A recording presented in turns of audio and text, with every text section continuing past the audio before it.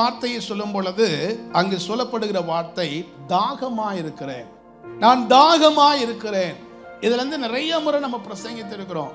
இதுக்கு இந்த தாகமாயிருக்கிறேன் என்ற இந்த வார்த்தைக்கு பின்னாடி இருக்கக்கூடிய அவருடைய உணர்வுகள் என்ன, அவருடைய உணர்வுகள் என்ன, அதை குறித்து சொல்லும்போது வல்னரபிலிட்டி என்று சொல்லுகிறார்கள். உடல் ரீதியாகவோ உணர்ச்சி ரீதியாகவோ அல்லது மன ரீதியாகவோ எளிதில் காயப்படுத்தப்படலாம், பாதிக்கப்படலாம் அல்லது தாக்கப்படலாம் என்ற உணர்வை அவர் வெளிப்படுத்துகிறார். சரியாக புரிந்து கொள்ள வேண்டும். நம்முடைய ஆண்டவராகிய இயேசு கிறிஸ்து 100% அவர் தேவனாக இருந்தார். அவர் எப்படி 100% தேவனாக இருந்தாரோ அதே போல் 100% மனிதனாகவும் இந்த பூமியிலே அவர் வாழ்ந்தார். சிலுவையிலே அவர் பாடுகளை அனுபவிக்கும் பொழுது தன்னுடைய தெய்வீகத்தை பயன்படுத்தி தன்னுடைய வழிகளிலிருந்து அவர் விடுதலை பெற விரும்பவில்லை. ஒரு மனுஷனாக மனுஷீகத்தில் எவ்வளோ வலியை அனுபவிக்க முடியுமோ அத்தனை வலியையும் மனிதனாகவே அவர் சிலுவையிலே தொங்கி அனுபவித்தார் என்று வேதம் சொல்லுகிறது. அப்படி தொங்கும் பொழுது நான் எதினாலேயும் நான் பாதிக்கப்படாத நபர், ஐ ஆம் so strong என்று அவர் தன்னை வெளிப்படுத்த விரும்பவில்லை.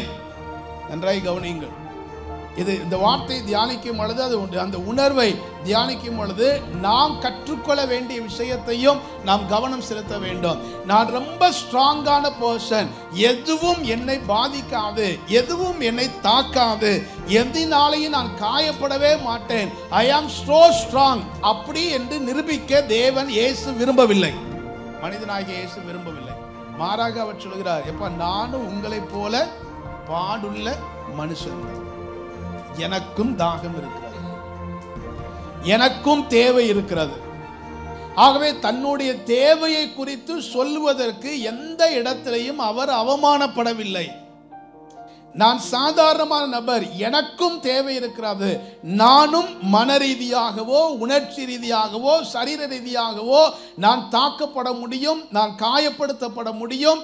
எனக்கு என்னுடைய சரீரத்திலே என்னுடைய மனதிலே எனக்கென்று உணர்வின் அடிப்படையிலே சில தேவைகள் இருக்கிறது என்பதை தன்னுடைய தேவையை அவர் சொல்லுவதற்கு, தன்னுடைய தேவையை கேட்டு பெற்றுக்கொள்வதற்கு எந்த தயக்கமும் அவர் காண்பிக்கவில்லை. அல்லேலூயா.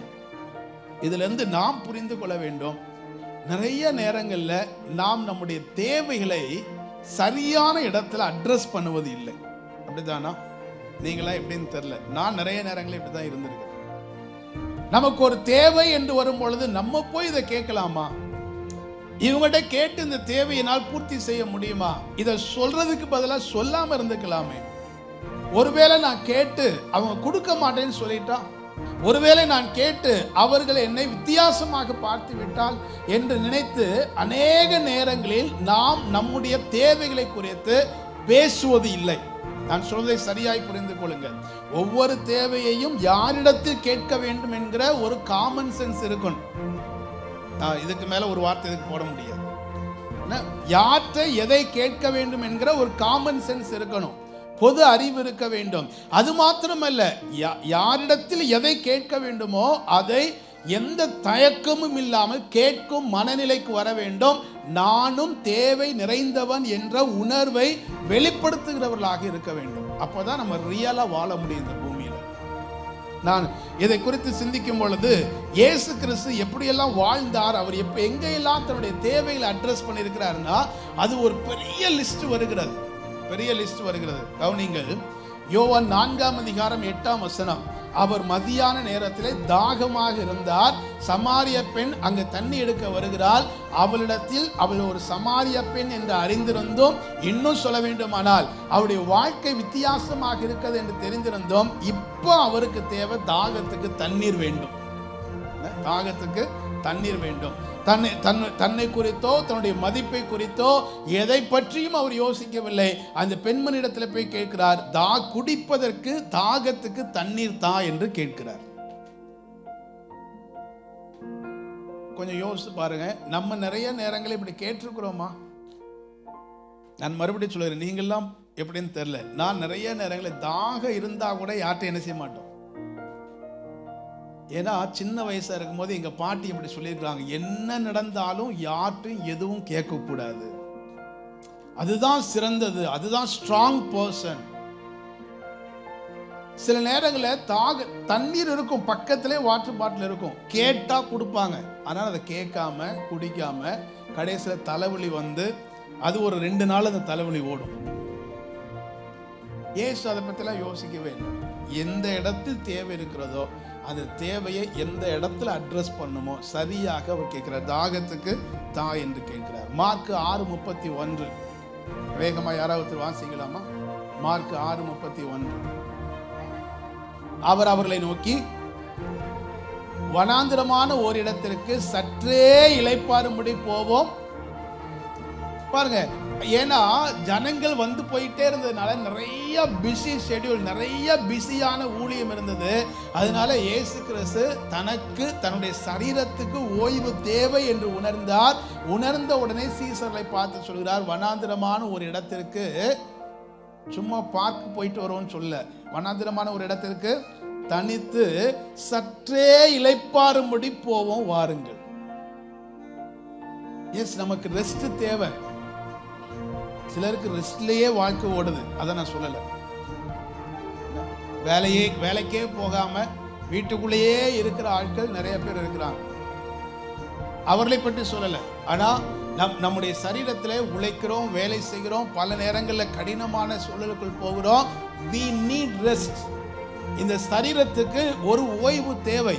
ஓய்வு தேவை என்ற உணர்வு வரும்போது அதை கேட்டு பெற்றுக்கொண்டு ஒரு ஓய்வு எடுப்பது தவறல்ல. இயேசு கிறிஸ்து தன்னுடைய சரீரத்துக்கு ஓய்வு வேண்டும் என்று யோசித்த பொழுது, வாருங்கள், எவ்வளோ வேலை இருந்தாலும் அது எல்லாத்தையும் அப்படியே கொஞ்சம் ஓரமாக தள்ளிட்டு வனாந்திரமான ஒரு இடத்திற்கு தனித்தே சற்று இளைப்பாறும்படி போவோம், வாருங்கள்னு அவர் தனியாக புறப்பட்டு, இவர் மட்டும் இல்லை எல்லாரையும் கூட்டிட்டு போய் ரெஸ்ட் எடுக்க போயிடுறார். ஆமென். கேட்டு பெற்றுக்கொண்டார். யோவான் 5ஆம் அதிகாரம் 6ஆம் அதிகாரம் 5ஆம் வசனம். திரளான ஜனங்கள் வந்திருக்கிறார்கள், அந்த ஜனங்களுக்கு சாப்பாடு கொடுக்கணும். இவர் தேவகுமாரன் தான், அவர் ஏதோ செஞ்சு டக்குன்னு சாப்பாடு கொடுத்திருக்க முடியும். ஆனால் அங்கு தான் தேவகுமாரனாக இருந்தாலும் தான் மனுஷகுமாரன் தான். ஒரு அற்புதம் நடப்பதற்கு ஏதாவது ஒன்று தேவை. அந்த தேவையை பெற்றுக்கொள்வதற்கு அவரை கேட்கிறார். வாசியுங்கள் 6ஆம் அதிகாரம் 5ஆம் வசனம்.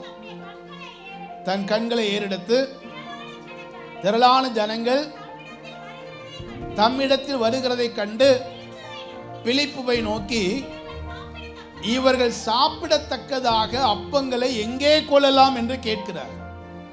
ஒருவேளை அந்த வார்த்தையை அவர் கேட்கும் பொழுது மற்றவங்க பார்வையில பரியாசம் பண்ணுவது போல இருந்திருக்கலாம். என்ன இவர் நம்மகிட்ட போய் கேட்கிறாரு அப்படின்னு அவரை கேலி பண்ணியிருக்கலாம். இயேசு அதை பற்றியெல்லாம் யோசிக்கவில்லை. அங்கு ஒரு தேவை, அந்த தேவை நிறைவேறுவதற்கு வாயை திறந்து கேட்பது தவறு அல்ல என்று தன்னுடைய தேவையை வெளிப்படுத்தினார். இவர்களுக்கு அப்பங்களை எங்கே கொள்ளலாம், எங்கே வாங்கலாம். அதுக்கப்புறம் ஒரு பெரிய டிஸ்கஷன் போகுது. அதுக்கப்புறம் 5 அப்பம் 2 மீனை கொண்டு வந்து கொடுக்குறாங்க. இயேசு அற்புதம் செய்கிறார். ஆமென். அவர் அற்புதம் செய்வதற்கும் என்ன இருக்குது அப்படின்னு அவர் கேட்டு அதிலிருந்து அவர் அற்புதத்தை செய்கிறார். அடுத்து யோவான் 21ஆம் அதிகாரம் 15, 16, 17 ரொம்ப சிம்பிள். பேதுருவை பார்த்து கேட்கிறார், do you love me? நீ என்னிடத்தில் அன்பா இருக்கிறாயா? கேட்பது தவறல்ல, இல்ல.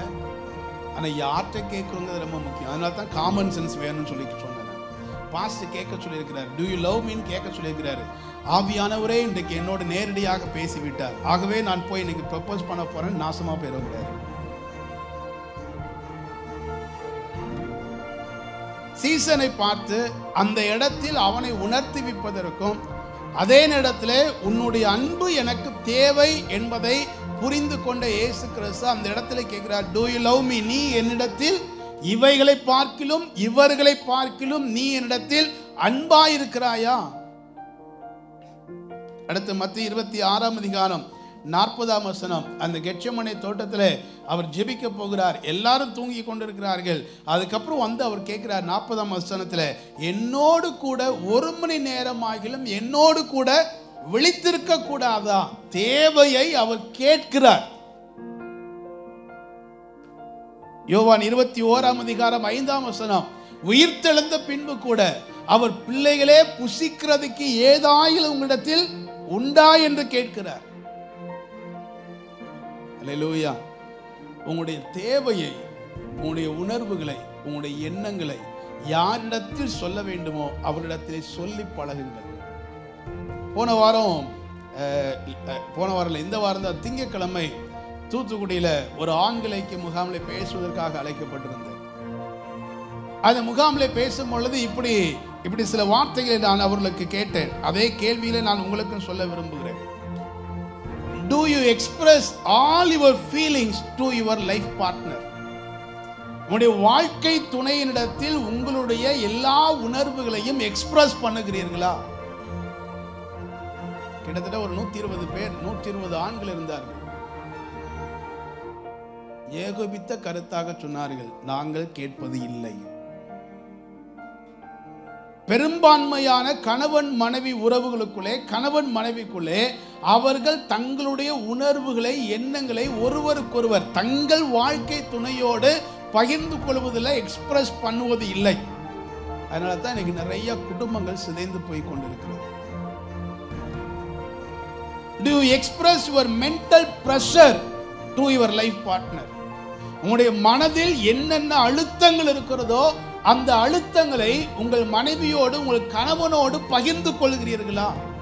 ஐயோ, நான் இதை போய் ஷேர் பண்ணா என் ஒய்ஃப் தப்பா புரிஞ்சு கூட சண்டை போடுவா, இதை போய் அவர்கிட்ட சொன்னா அவர் ரொம்ப கோவப்படுவாரு என்று நினைத்து உங்களுடைய மென்டல் ப்ரெஷரை நீங்களே வைத்து வைத்து வைத்து அது பெரிய பிரச்சனையாகி வாழ்க்கை துணைக்கு தெரியும் பொழுது அது இன்னும் பிரச்சனை அதிகமாக்கும். Do you express all your needs to your life partner? உங்களுடைய தேவைகள் அனைத்தையும் உங்களுடைய வாழ்க்கை துணையினிடத்தில் ஆகிலும் சொல்லுகிற பழக்கம் இருக்கிறதா? கிடைக்குது கிடைக்கலங்கிறது ரெண்டாவது. ஆனா தேவையை சொல்லுகிற பழக்கம் இருக்கிறதா? Do you express your expectations to your life partner? உங்களுடைய வாழ்க்கை துணையினிடத்தில் உங்களுடைய எதிர்பார்ப்புகளை பேசுகிறீர்களா? சிலருடைய மன சத்தம் எனக்கு கேட்கறது, மைண்ட் வாய்ஸ் கேட்குது. என்ன கேட்குது? எத்தனை தடவை சொல்றது பாஸ்டர்? சொல்லி சொல்லி ஓஞ்சிட்டோம். அதனால இப்ப நாங்க சொல்றதே என்ன செஞ்சிட்டோம்? ஓஞ்சி போகாதீங்க, சொல்லிக்கிட்டே இருங்க. கேளுங்க கேளுங்க அப்படின்னு எவனோ ஒரு எஃப்எம் காரன் சொல்றான். சொல்லுங்க சொல்லுங்க, சொல்லிக்கிட்டே இருங்க. எக்ஸ்பெக்டேஷன் சொல்லுங்க, லைஃப் பார்ட்னர் சொல்லுங்க. அல்லேலூயா. சிலர்லாம் ரொம்ப பயங்கரமான ஆட்கள். என்னுடைய எதிர்பார்ப்புல நான் தேவ சமூகத்தில் ஜெபித்து பார்த்தேன், எதுவும் நடக்கல, அதனால ஜெபம் பண்றதை நிறுத்திட்டேன் பாஸ்டர். ஆண்டவர்கிட்ட கூட அந்த எதிர்பார்ப்புகளை, தேவைகளை, உணர்வுகளை, எண்ணங்களை சொல்லுவதை நிறுத்திவிட்டவர்கள் நிறைய பேர்.